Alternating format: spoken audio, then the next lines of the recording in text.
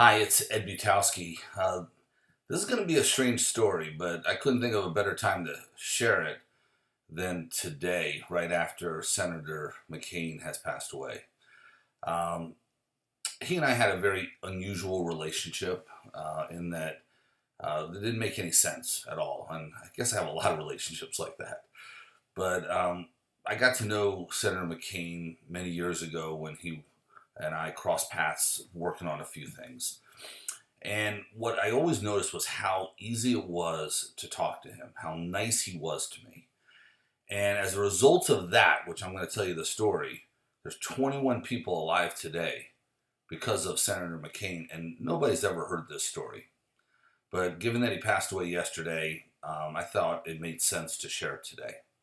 So let me go back in time. There's a gentleman named Domingo who very few people have ever heard of. He's one of the great heroes that people will never know. He's one of those men that work in the shadows, and he did a lot of courageous stuff in Benghazi.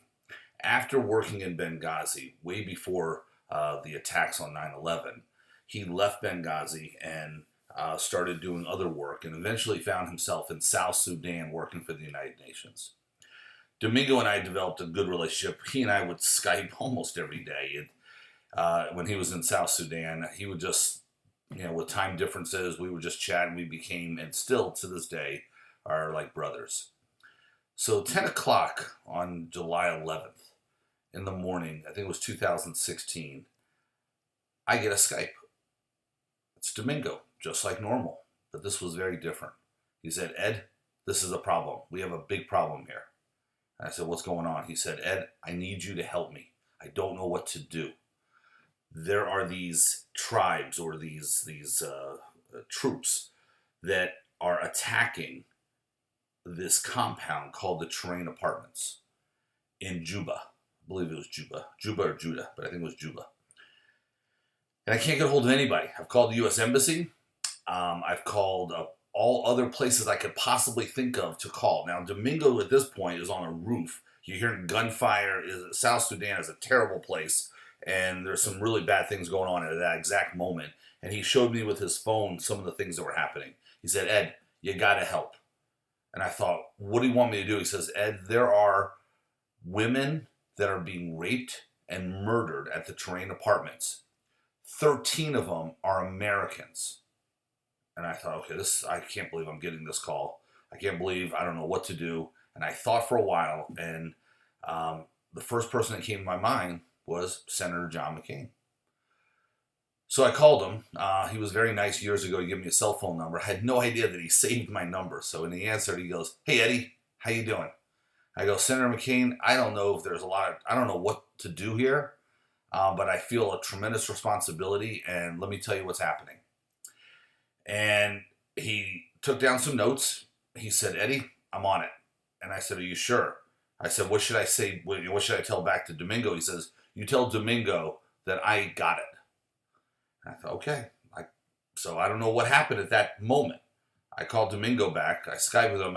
I told him, "Senator John McCain said he's got it."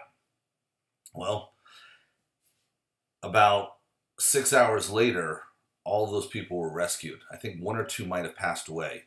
But 21 people, 13 Americans, and 8 people from the United Nations Peace Corps or peace group of some kind are alive today because of what happened that day. And John McCain, Senator John McCain, you know, uh, did something and made that happen. And he was a hero again. No one knows that story. Here was an article written in The Guardian about that. I just scrolled down through here, and at the very bottom, it says something about a South Sudanese peacekeeping force entered. I don't believe that's what happened.